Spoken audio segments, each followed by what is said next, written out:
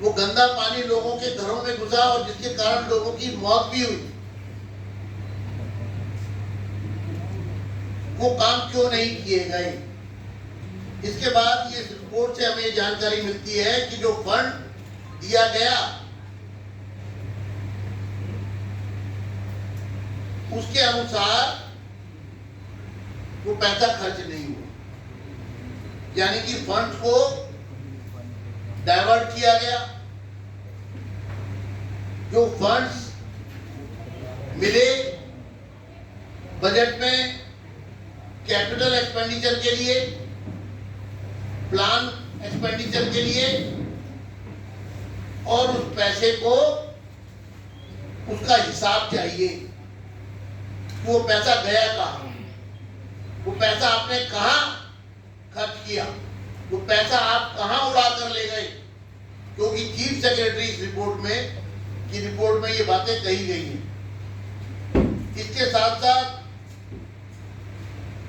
जल बोर्ड के पास 73,000 करोड़ रुपया लोन और इंटरेस्ट का बकाया है। ये रिपोर्ट कहती है कि जल बोर्ड ने कह दिया है कि हम ये लिया हुआ लोन वापस नहीं करेंगे।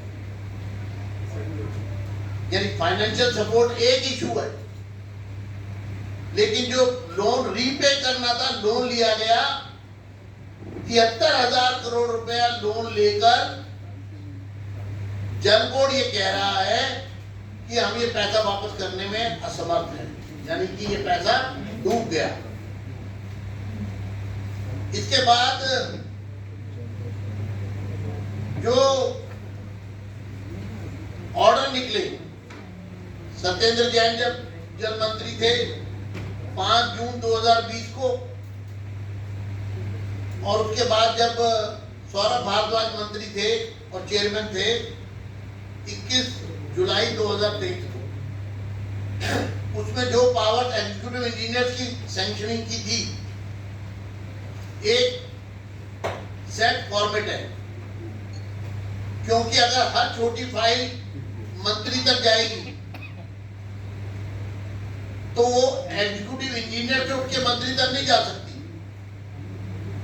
वो एग्जीक्यूटिव इंजीनियर से सुपरिटेंडेंट इंजीनियर के बाद, फिर चीफ इंजीनियर के बाद, फिर मेंबर इंजीनियर के बाद फाइनेंस, सीईओ, फिर सेक्रेटरी वगैरह वगैरह, फिर मंत्री, फिर चेयरमैन जल बोर्ड, फिर मंत्री। तो सवाल ये है कि अगर मान लीजिए किसी गली में सीवर लाइन चेंज होनी, किसी ब्लॉक की सीवर लाइन चेंज होनी है, तो इन्होंने ये ऑर्डर निकाला। इसमें इस रिपोर्ट में ही दिया गया है कि जो फाइनेंशियल पावर थी उसमें 25 लाख रुपए सुपरिटेंडेंट इंजीनियर की पावर थी, यानी कि अगर 25 लाख रुपए तक का कोई खर्च होना है तो उसको चीफ इंजीनियर से कंसल्ट करके सुपरिटेंडेंट इंजीनियर उसकी सैंक्शन, एडमिनिस्ट्रेटिव अप्रूवल देंगे, एक्सपेंडिचर सैंक्शन देंगे और वहां टेंडर होके वो काम हो जाएगा।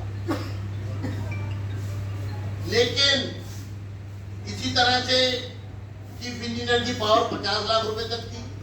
ये 2020 की बता रहा हूँ, अब तो पावर बहुत बढ़ा दी। मेंबर दिल्ली जल बोर्ड की 1 करोड़ रुपए, सीईओ जल बोर्ड 3 करोड़ रुपए, चेयरमैन 5 करोड़ रुपए और दिल्ली जल बोर्ड 5 करोड़ से ज्यादा है। अब ये पावर बढ़ा के जो इन्होंने की है 1 जनवरी 2023 से Jal Board about 50 crore, chairman up to 50 crore, CEO DJB up to 25 crore, member DJB up to 5 crore, chief engineer DJB up to 1 crore, superintendent engineer up to 50 lakh. तो इतनी सारी हायरार्की है, यानी कि अगर 50 लाख तक का काम होना है तो सुपरिटेंडेंट इंजीनियर लेवल तक हो जाएगा, 25 लाख तक होना है तो चीफ इंजीनियर। लेकिन मंत्री जी ने एक आदेश निकाला कि ये सारी फाइलें मेरे पास आनी चाहिए, यानी पूरी हायरार्की तक जाएगी जिस हायरार्की के पास नहीं जानी है, और फिर मंत्री के पास जाएगी। ये बजट खर्च करने की पावर मंत्री ने अपने हाथ में क्यों ली? और यही कारण है भ्रष्टाचार का एक बहुत बड़ा, और दिल्ली में पूरी व्यवस्था को कुव्यवस्था में बदलने के। आज हम इस पूरे मामले का संज्ञान लेते हुए जल बोर्ड में चल रहे इस भ्रष्टाचार की पूरी पोल खोलते हुए, क्योंकि अब ये डॉक्यूमेंट जो है, ये खुद सदन में मंत्री ने छुपाया, और मंत्री ने इस डॉक्यूमेंट को हाउस की डायरेक्शन के बाद मेंबर तक नहीं पहुंचने दिया, पब्लिक तक नहीं आने दिया,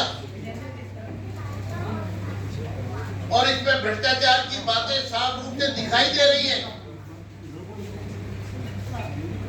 हम विजिलेंस की मांग करते हैं, इंक्वायरी की, और इसके साथ साथ हम दिल्ली के उपराज्यपाल से मिलकर के इस पर शिकायत दर्ज करेंगे और उनको पूरी रिपोर्ट को सौंपेंगे। इसके अंदर जो माना गया है कि सीवर में ड्रेन और ड्रेन में सीवर है, इसमें माना गया है कि कितना पानी सीधा यमुना में गंदा पानी जा रहा है, किस तरह पानी की पाइपों की लाइन की हालत खराब है, ये सारी जानकारियां इसमें और प्रोग्रेस रिपोर्ट भी दी गई है।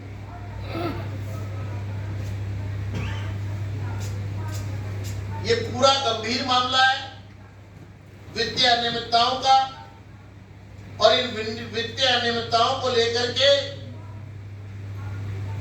केजरीवाल सरकार दिल्ली के लोगों को गुमराह कर रही है, और आज दिल्ली के लोग गंदा पानी पीने के लिए मजबूर है, और आज दिल्ली जल बोर्ड की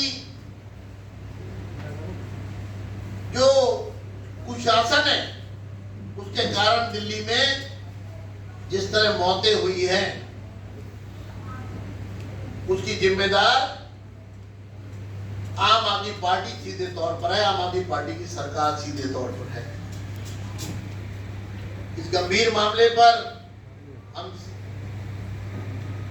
सरकार का ध्यान आकर्षित करना चाहते हैं और जानना चाहते हैं कि उनकी जल मंत्री बताए कि इस रिपोर्ट को क्यों दबाया, ये रिपोर्ट सदन के पटल पर क्यों नहीं आई। सदन के पटल पर अगर मंत्री को सौंप दी रिपोर्ट, इसका मतलब यह है कि वो प्रॉपर्टी सदन की हो गई, तो टेबल तो हो गई लेकिन डिस्ट्रीब्यूट नहीं हुई। रिपोर्ट टेबल होगा यानी कि पब्लिक डॉक्यूमेंट, डिस्ट्रीब्यूट ना करना यानी कि हिडन एजेंडा, उसको दबाना, छुपाना, ये गंभीर अपराध दिल्ली की सरकार ने किया। इसके साथ साथ हमारे साथी अपनी बात कहेंगे। संक्षिप्त में मैं एक जानकारी आपको और देना चाहता हूं। भारतीय जनता पार्टी का विधायक दल, मैं स्वयं परसों हम भारत के राष्ट्रपति को मिल रहे हैं और आदरणीय राष्ट्रपति जी को मिलकर के एक मेमोरेंडम हम सबमिट करने वाले हैं। शाम को 5 बजे 30 तारीख फ्राइडे को राष्ट्रपति महोदय से मिलकर हम उनको अपना मेमोरेंडम सबमिट करेंगे। ये जानकारी मैंने आपको दी है। बहुत बहुत धन्यवाद।